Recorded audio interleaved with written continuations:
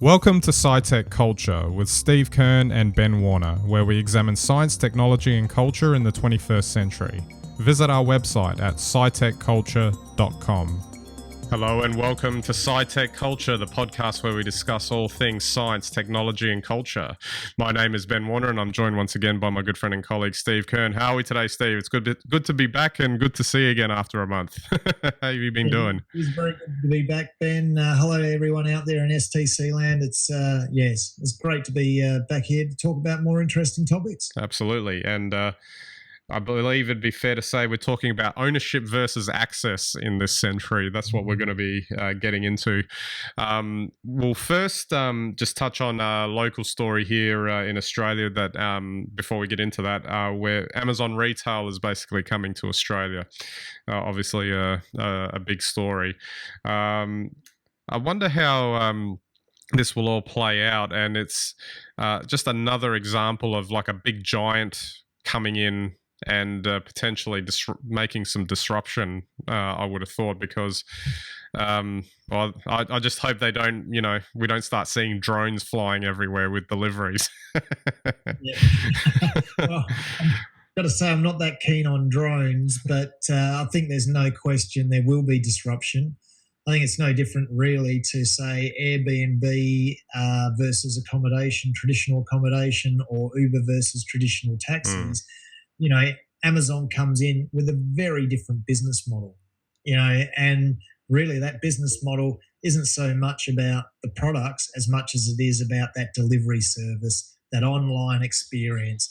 And I don't think in Australia really the retailers that are here think like that. They're still very much bricks and mortar. They're still very much big corporations, and they're still very much sort of the customer is who buys their stuff. But I don't know that they, as we'll speak about, access versus ownership, I don't think they see the customer in the same way that, say, someone like Amazon does, which is Amazon gets excited about their relationship with the customers and how they deliver their products, in ways that traditional retail doesn't. So I think that's where the big battle is. Well, like anything, it's a transition. It doesn't happen straight away. It can take years, and it will take years before all of this will change. Using Amazon as a starting point into this discussion about the ability to have access versus ownership. I mean, at the moment, you're still buying stuff off of Amazon to own, but if you look at things more broadly, we're going further and further into a sort of a world where it's not about actually buying things, it's about accessing things for, say, a monthly fee or a subscription fee. Now, we'll start with the obvious one, which is Netflix. I only realized the other day that the last time I bought a DVD was back in 2010. I've bought some movies online, but in the interim period, but now I've in effect transitioned to Netflix, where all I'm really concerned about is paying a monthly fee, and I have access to all these movies that I probably would have bought on a physical medium in the past. And I actually have no desire now to literally buy a copy of a movie anymore.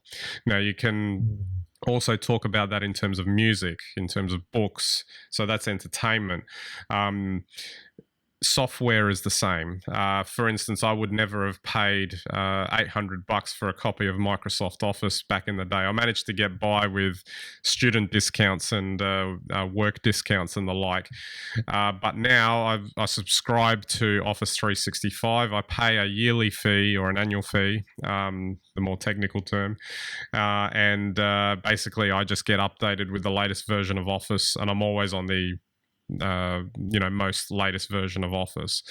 So, you see that sort of thing, and then you start to wonder, well, where else could they start expanding that out to? And one that I'd read off of Futurism, which they had a good article about the era of ownership ending, was this idea of mobility as a service, which is like instead of owning a car, you just pay a fee, and then you have access to a car whenever you want. which is basically the same thing as what Netflix is doing with movies, etc. And you can just keep expanding it out. You could have it with all your tech devices. And this seems to be tying in and suiting, say, the new millennial generation that's coming in, who doesn't necessarily want to buy anything. Not like us old timers, so to speak, who grew up in a world where you did own everything. And I guess where I'm going with all of this is that eventually it kind of brings rise to a world where your identity isn't attached to your level of ownership of things. It's more about what you have access to, and it kind of could potentially level the playing field a little bit in terms of what is available to you.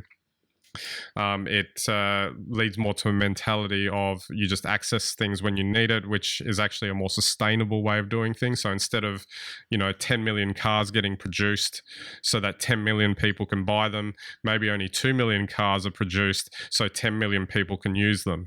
That sort of thinking, which could lead to a more sustainable type of environment, practice, or something along those lines.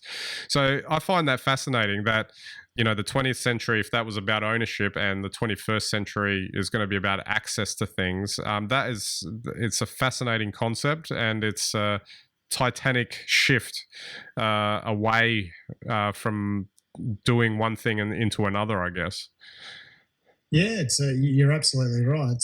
It's a huge shift in thinking, and I think definitely if you look at millennials and the sort of lives that they're leading now, you can definitely see that move to that access over ownership. I think they're much more comfortable with it, and it certainly works in a digital context. I'm not so sure about all products, but certainly in a digital domain, that paying for access.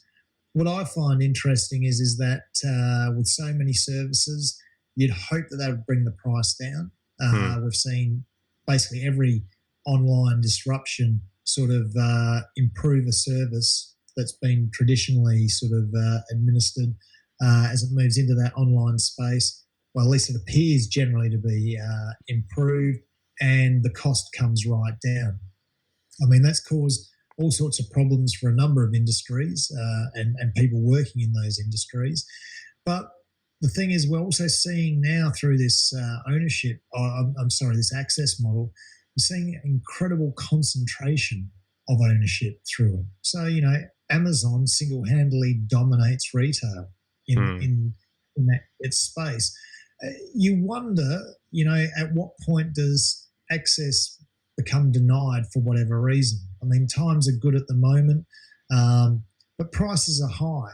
I think, certainly in the developed world over what you would still pay in developing nations. And you just wonder, okay, at the moment, $10 a month for Spotify is probably pretty good. And, same for Netflix. You couldn't really complain. But at some point, maybe, what if the prices went up, and what if they became exclusive? It's that's another tricky area to navigate. If, say, Netflix doesn't have a competitor, for instance, Amazon doesn't have a competitor. That's right. So it's on the one hand, you would say that there's democratization of consumerism in this. On the other hand, like any democracy, it's very easy for that to be hijacked.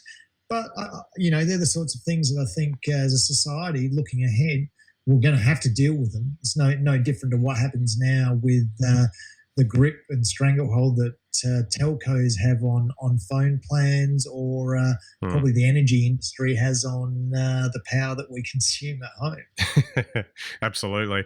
I'm wondering also about the psychology of it, just as on an individual basis, is that if this is also sort of pushing us towards the concept of not owning it. So psychologically, you don't feel like you have, you're attached to these things. Now, I mean, that might sound a bit odd, but, if you think of 20th century consumerism, it's that scene out of Fight Club where, Edward Norton's ordering all the stuff out of the catalog to find out what defines him as a person. And if you take that away, and it's just about you use stuff rather than you own stuff, that could, change things psychologically. And it sounds it sounds like it might not be significant, but I think it might actually be the way people interact with each other. I agree. I think that, there'll be a big societal shift because of that, and the way that people interact with each other, with the way they feel about consumerism. I mean, it's probably impossible to predict where consumerism will go, but it's very interesting. The way people feel about it and the way people consume things definitely will change. I think one of the other interesting things there, you mentioned the car example where, if everyone just shares a car service, I wonder where that puts Elon Musk's Tesla, which, is still, even though they're very technologically advanced, his concept for the car as being aspirational is the old idea of ownership, that you want to own something desirable. And that's always been particularly important in the car market.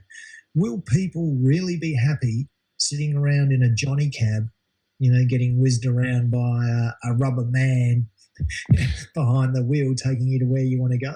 Or maybe what about the idea that it's you get what you pay for? In other words, they have tiered plans, a bit like how they do on Netflix. You have 3 different sets of fees, low, medium, and high, and you get different quality levels of experience based on how much you pay.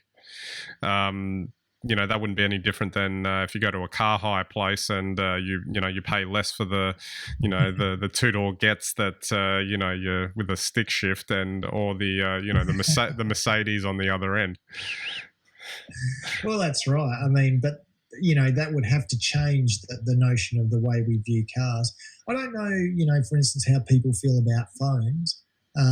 These days, I'm not nearly as excited about phones as probably everyone was 4 or 5 years ago, waiting for that new Apple 4S or 5 to come out. I mean, now, is anyone really that pumped about the 7S? I mean, Samsung tried to make a lot of noise about the S8, but really, I think people are past caring. And that's an example of access, certainly in Australia, with the way most people buy their phones. They're usually through a plan, So we are seeing a change in that now, but that will be interesting to see, that whole idea of aspirational ownership, how it changes or what products it changes for. And finally, what about that the question of sustainability in this new model that we're talking about? Is it possible that we could be producing less and still servicing,